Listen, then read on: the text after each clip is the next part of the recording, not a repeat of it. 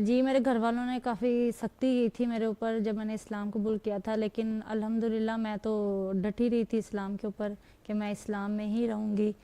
سبحان اللہ والحمد للہ لا الہ الا اللہ اللہ اکبر سبحان اللہ۔ بسم اللہ الرحمن الرحیم۔ السلام علیکم دوستو امید ہے آپ سب خیریت سے ہوں گے۔ اللہ آپ سب کو ایسے ہی خوش رکھے۔ دوستو جیسا کہ ہم سب جانتے ہیں کہ اسلام میں جبراً دھرم پریورتن کی کوئی گنجائش نہیں ہے، کیونکہ قرآن کہتا ہے کہ اسلام میں کوئی زور زبردستی نہیں، تمہارے لیے تمہارا دین اور ہمارے لیے ہمارا دین۔ یعنی اگر آپ کو اسلام قبول کرنا ہے تو کرو، نہیں کرنا ہے تو نہ کرو، یہ آپ کی مرضی ہے۔ اور جب تک کوئی دل سے اسلام قبول نہیں کرتا تب تک کوئی اسلام میں داخل ہی نہیں ہوتا ہے۔ پھر بھی کچھ لوگ اپنی حرکتوں سے باز نہیں آتے ہیں، وہ چیختے ہی چلاتے رہتے ہیں کہ مسلمان جبراً دھرم پریورتن کرواتے رہتے ہیں، پیسوں کی لالچ میں دے کر اسلام کی طرف بلاتے ہیں وغیرہ وغیرہ۔ دوستو آج کی ہماری جو سٹوری ہے وہ بھی کچھ اسی طرح کی ہے، جس میں آپ دیکھیں گے کہ جب ایک عیسائی لڑکی اسلام کو قبول کرتی ہے تو کیسے کچھ لوگ اس کا جینا مشکل کر دیتے ہیں۔ دوستو اس ویڈیو کو آخر تک دیکھیں، اور ویڈیو پسند آئے تو ویڈیو کو لائک کریں، اور اسی طریقے کی مزید ریورڈ سٹوریز دیکھنے کے لیے ہمارے چینل کو سبسکرائب کریں اور پاس ہی میں بنے بیل آئیکن کو بھی دبا دیں۔ باقی آپ کو زبردستی اسلام قبول کروایا گیا ہے؟ نہیں، کوئی بھی ایسا واقعہ نہیں ہے میری زندگی میں۔ ماشاءاللہ سے میں نے کافی مسلمان ایسے خود لوگ دیکھے ہیں، ان کو دیکھ کے مجھے شوق ہوا کہ میں اسلام میں جاؤں۔ السلام علیکم ورحمۃ اللہ وبرکاتہ۔ ناظرین ویلکم ٹو اسلام شو میں ہوں آپ کا ہوسٹ عبدالوارث۔ ناظرین جیسا کہ ہم سب جانتے ہیں کہ پروہیبشن فورس کنورژن بل کے حوالے سے سوشل میڈیا کے اوپر جو ہے وہ خبریں بڑی گردش کر رہی ہیں۔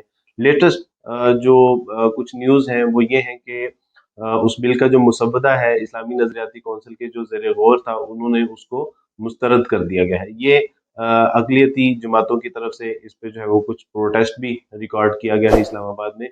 اور دوسری خبر ہے کہ اسی بل کو جو ہے وہ سینٹ کی کمیٹی میں 4 تاریخ کو پیش کر کے اس پہ جو ہے وہ کچھ ڈسکشن کی جائے گی، اور اس میں اقلیتی جماعتوں کے ممبران کو بھی جو ہے وہ بھرپور طریقے سے مدعو کیا گیا ہے۔ تو ناظرین اسی بل کے حوالے سے اور جو غیر مسلموں کا ایک پروپیگنڈا ہے اس کے حوالے سے بات کرنے کے لیے آج ہمیں جوائن کیا ہے ہماری ایک نیو مسلم سسٹر عائشہ افتخار نے۔ تو ناظرین یہ جاننا چاہیں گے کہ عائشہ کس حد تک ہمیں زبردستی یا کس حد تک ہمیں جو ہے وہ فورسفلی کنورٹ کیا جاتا ہے اسلام میں، یا کہ ہم اپنی مرضی سے اسلام قبول کرتے ہیں؟ ایک تو ہم آپ سے یہ جاننا چاہیں گے۔ دوسرا میں یہ جاننا چاہوں گا کہ اگر واقعی آپ کو زبردستی اسلام قبول کروایا گیا ہے اور آپ اس اسلام پہ اب تک قائم دائم کیسے ہیں، آپ اسلامی تعلیمات حاصل کر رہی ہیں، اور آپ کی ابھی کی جو موجودہ اسلامی اور ایمانی کیفیت ہے اس کے حوالے سے بھی ہم جاننا چاہیں گے۔ میں نے اسلام اپنی مرضی سے قبول کیا تھا، الحمدللہ اللہ تعالیٰ نے مجھے ہدایت دی تھی اسلام کی۔ الحمدللہ مجھے فخر ہے اس چیز کا، میں مسلمان ہوں الحمدللہ۔ الحمدللہ۔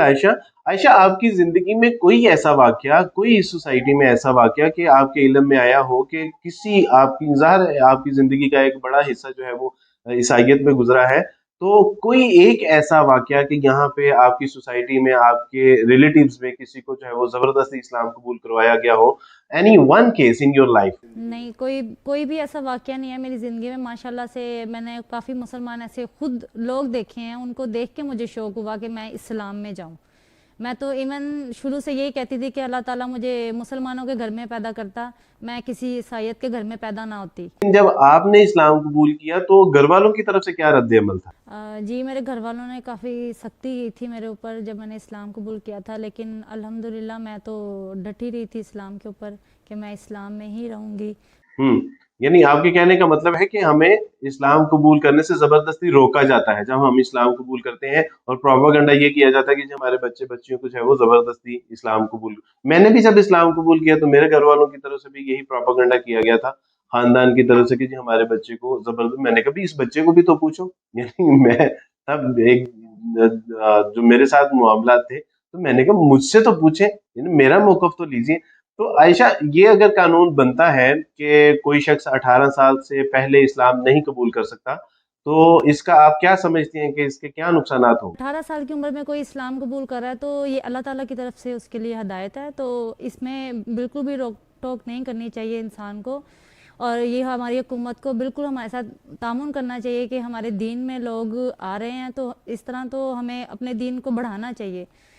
عائشہ، اس بل کے حوالے سے جو قانون سازی ہونے جا رہی ہے یا جس کی کوشش کی جا رہی ہے، اس حوالے سے آپ اپنی حکومت سے کچھ کہنا چاہیں گے؟ جی ان سے یہ کہنا چاہوں گی کہ جو لوگ اسلام میں آ رہے ہیں ان کو آنے دیں، کیونکہ یہ اللہ تعالیٰ کی طرف سے ہدایت ہے، یا نہ کوئی زور زبردستی ان کو اسلام قبول کروا رہا ہے۔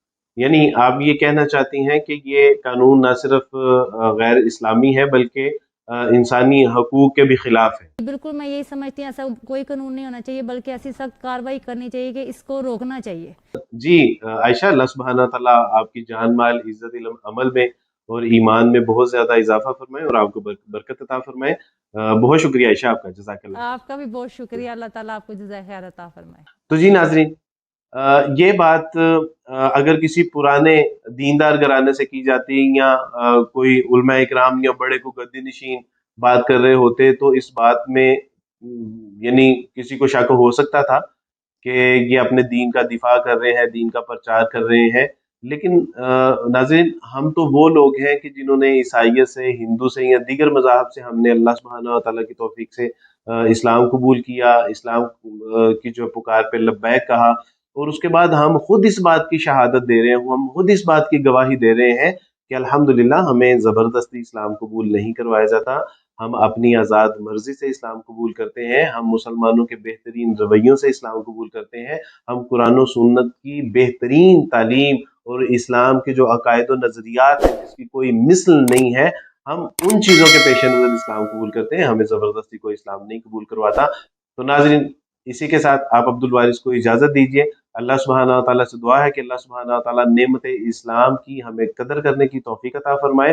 اپنا، اپنے ارد گرد اور اپنے پیاروں کا خیال رکھیے گا۔ بارک اللہ فیکم۔ السلام علیکم ورحمۃ اللہ وبرکاتہ۔